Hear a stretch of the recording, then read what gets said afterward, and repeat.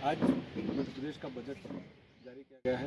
उसमें मध्य प्रदेश के लिए अलग अलग योजनाओं के लिए जो चीज़ें दी गई है, हमारे साथ जो विधायक दिलीप सिंह शेखावत जी हैं, खासतौर से लाडली बहना योजना का जो खास तौर से प्रचार प्रसार हो रहा है, इस बारे में उनसे जानने तक चाहेंगे। और खासतौर से ये भी देखेंगे कि किस तरह से आज का बजट जो मध्य प्रदेश सरकार ने निकाला, इसमें लोगों के लिए क्या उसमें बेहतर अच्छा प्रदेश सरकार ने आज बजट निकाला है।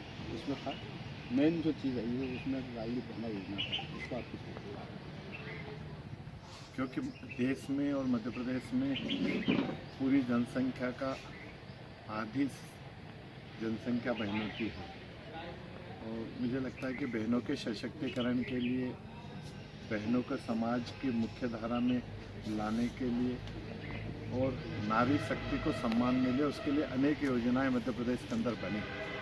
विशेष करके बेटी बचाओ बेटी पढ़ाओ, मुख्यमंत्री कन्यादान योजना, लाडली लक्ष्मी योजना, मातृत्व योजना, ऐसी अनेक योजनाएं इस मध्य प्रदेश में बनी।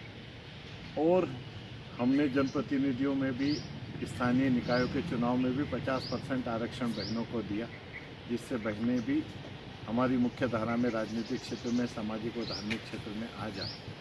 लाडली बहना के लिए आज 8,000 करोड़ रुपए का बजट का प्रावधान करा है और प्रत्येक मध्य प्रदेश में रहने वाली बहन को, जो जिसका परिवार 5 हेक्टेयर से ज़्यादा की ज़मीन नहीं हो, आयकर दाता नहीं हो, पूर्व में पेंशन प्राप्त कर रहे, उनको भी मिले। ऐसी कुछ छोटी मोटी शर्तें हैं। ऐसी एक महत्वपूर्ण, और मुझे लगता है ये बजट युवा, किसान, स्वास्थ्य, शिक्षा, इंफ्रास्ट्रक्चर, जल जीवन मिशन, प्रधानमंत्री आवास 2024 तक सबको मिले, उसके लिए बजट में पैसों की बढ़ोतरी करी है। जल जीवन मिशन के माध्यम से हर घर को 2024 तक हम नल कनेक्शन दे दें। मुझे लगता है कि ये परिपूर्ण बजट है, मध्य प्रदेश का आम जनता की खुशहाली के लिए आज तक के इतिहास का सबसे लोकप्रिय बजटों में से एक बजट है। अच्छा, इसमें एक लाडली लक्ष्मी योजना 2.0 भी चालू की गई है, उस योजना के बारे में। लाडली लक्ष्मी .2 योजना में भी पहले 1,18,000 थे, अब 1,18,000 में 25,000 रुपये और भी बढ़ाए हैं। और वो सीधे सीधे शिक्षा के अंदर है कि बेटियों को पढ़ाई में समय समय पे छात्रवृत्ति मिले, और विशेष करके 12th के पढ़ने के बाद में अगर मेडिकल, इंजीनियरिंग या और उच्च शिक्षा अगर प्राप्त करने के लिए बेटी जाती है, और 50 लाख से लगा के 1 करोड़ तक का भी अगर बजट खर्च होगा तो मध्य प्रदेश की सरकार उस पर खर्च करेगी। इसमें जो पुरानी जो लाडली लक्ष्मी योजना की जो हितग्राही रही बालिकाएं, क्या वो भी 2.0 में शामिल? मुझे लगता है कि शायद वो तो नहीं आएंगी, लेकिन हाँ, तो वो मुझे नहीं, पर अभी जो पंजीयन हो रहे हैं उन लोगों के, सारे लोगों को जो जिनका पंजीयन पहले हो गया और अभी 12th पास करेगी, तो उनको ये सारी योजनाओं का लाभ मिलेगा ही मिलेगा। खास तौर से देखा जाता है कि मतलब ये कृषि प्रधान क्षेत्र भी रहा, कृषि के मामले में किसानों की हमेशा समस्या रही है। कर्ज की माफ़ी के लिए किसानों का कहा था, और इस बार बजट में कांग्रेस किसानों के लिए मुझे लगता है कि मध्य प्रदेश में जितनी योजनाएं किसानों के मध्य प्रदेश में बनी, और मुझे आज कहते हुए प्रसन्नता है कि 2013 में गेहूँ 1100 रुपये कुंटल बिकता था, आज गेहूँ 2125 रुपये। तो जो हम कहते थे कि किसान की आय दुगनी करेंगे, वो दुगनी के आसपास हम लोग पहुँच गए।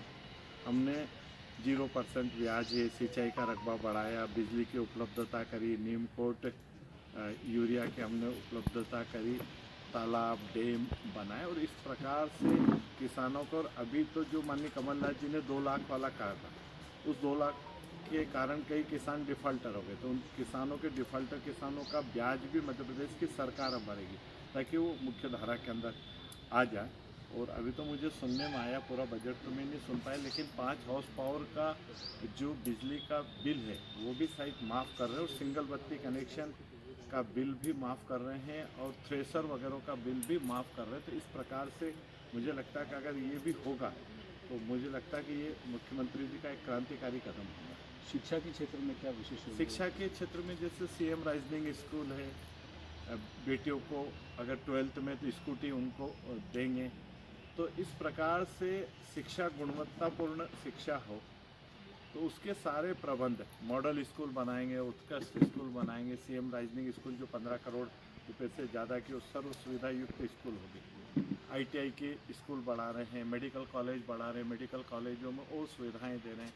स्वास्थ्य के क्षेत्र में और सुविधाएं हम दे रहे हैं। तो इस प्रकार से मुझे लगता है कि शिक्षा, स्वास्थ्य, पानी, बिजली, सड़क, युवा, किसान, माता, बहनें, युवा, वृद्ध, सारे लोगों के लिए समग्र विचार करके ये बजट बना है। इंफ्रास्ट्रक्चर हर प्रदेश का एक खास तौर से बेसिक चीज़ होती है। इस बार इंफ्रास्ट्रक्चर पर क्या बजट रहा बजट में? इस बजट में लगभग 15% से भी ज़्यादा की बढ़ोतरी इंफ्रास्ट्रक्चर के ऊपर खर्च सरकार कर रही है। और मुझे लगता है कि मध्य प्रदेश सड़कों के कारण, अच्छी सड़कों के कारण आने वाले समय में पहचाना जाएगा, क्योंकि आज मध्य प्रदेश में 500, 700, 1000 किलोमीटर का सफ़र करना ऐसा सफ़र हो गया कि जैसे हम सुबह निकले और शाम को पहुंच गए।